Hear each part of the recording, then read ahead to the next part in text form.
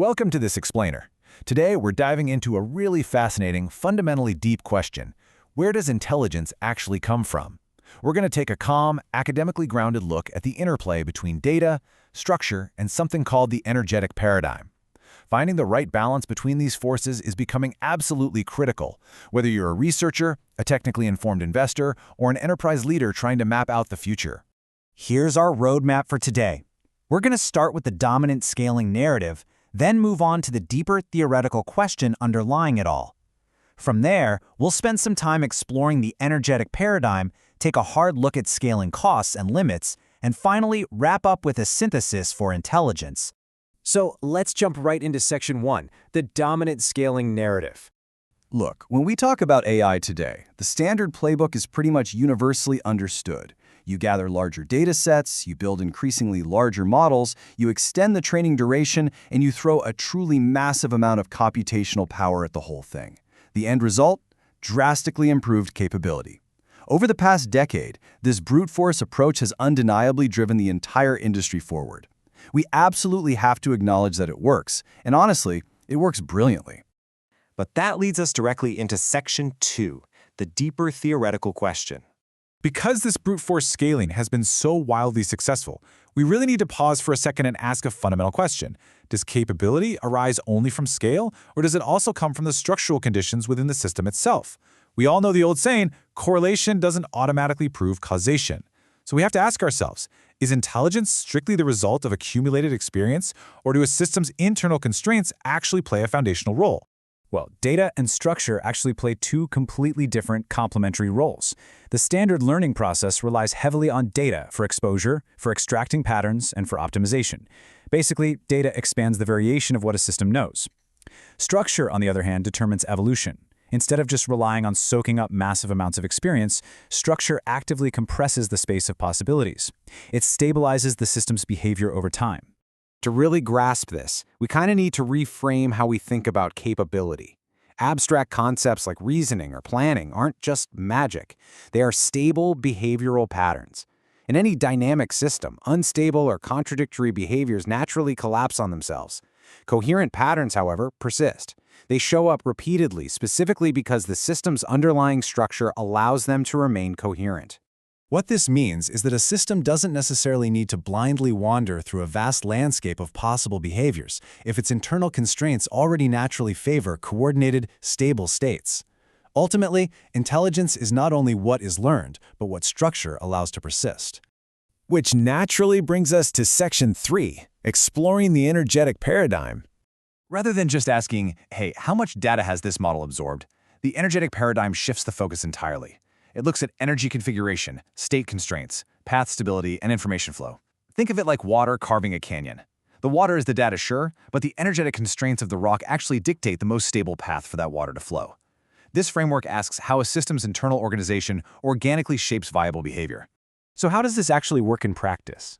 It comes down to three specific structural mechanisms. First, you have feasible state compression.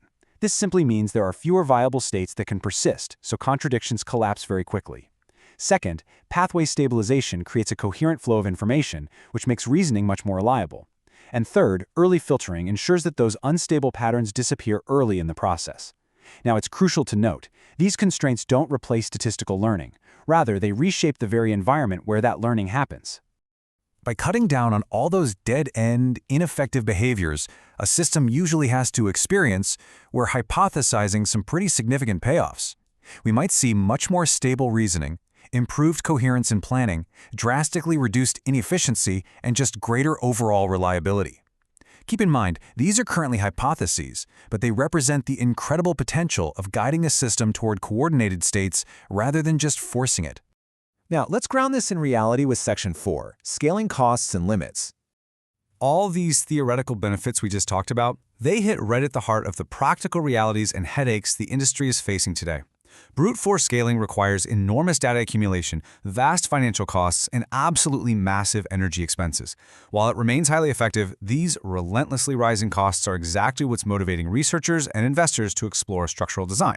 It's becoming a highly necessary alternative, or at least a necessary companion to scale. Which brings us to our final point in Section 5, a synthesis for intelligence.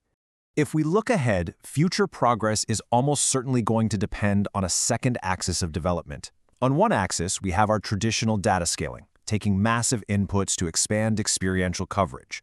But on this new axis, we integrate structural design. We utilize state-space constraints, pathway stability, and behavioral control to filter those trajectories and stabilize behavior. Moving forward, mature intelligence will absolutely require the thoughtful integration of both. It really boils down to this elegantly simple idea. Structure provides order. Data provides variation. Think about it. Data without structure leads to massive but wildly unstable capability. Conversely, structure without data yields a system that is incredibly stable but severely limited in what it can do. Both are fundamentally necessary if you want to integrate experience into genuinely coherent behavior. By adopting the energetic paradigm, researchers can start moving beyond standard data metrics to ask some truly novel questions. Which internal states are actually viable? Which behavioral paths naturally persist? How is instability filtered out early on? And how does coherence naturally emerge from the architecture? Experimenting with these specific questions is going to help us figure out if structure can actively reduce our massive training needs, or perhaps enable earlier, more robust capability. For the enterprise leaders and technical investors tuning in, the practical relevance of this is huge. Now, we need to be measured here and acknowledge that these outcomes aren't universally achieved just yet, but a structural approach represents an incredibly compelling goal: developing systems that are far more mathematically efficient to train, inherently more stable, and fundamentally easier to manage at scale. As we wrap up this explainer, consider this. The future of artificial intelligence isn't just going to be a simple race for who has the biggest datasets or the largest computing clusters. True maturity in this space is going to belong to those who understand how to carefully shape the structural conditions of intelligence itself. As the physical and financial limits of brute force scaling start to close in, the most critical question for the industry becomes, are we just building systems that memorize the world, or are we building structures that are designed to actually understand it?